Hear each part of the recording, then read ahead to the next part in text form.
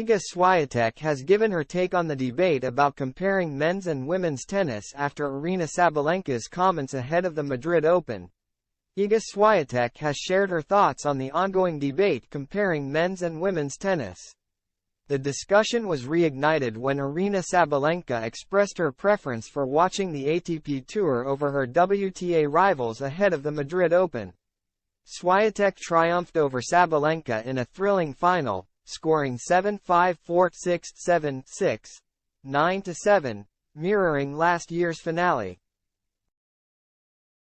In the post-match press conference, she was asked about the quality of female tennis compared to the male game.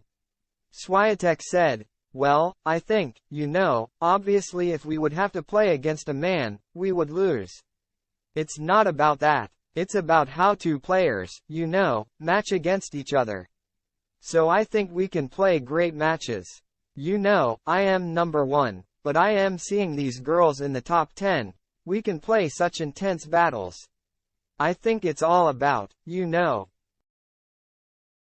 what emotions it brings in people, and I think it's not that you should compare, the level of tennis, but you should compare, what it gives you when you watch it. I think people can take a lot from watching women's tennis, and it can be interesting and emotional." Sabalenka later clarified her comments at the start of the tournament. "I didn't want to damage women's tennis, no," she said after her first round match. "Listen, we are doing our best and, great, there are lots of great matches. I don't like to watch it just because I play against all of them, and I just want to change the picture, and because I watch lots of women's tennis before I go to the match, I watch my opponents, I watch lots of women's tennis.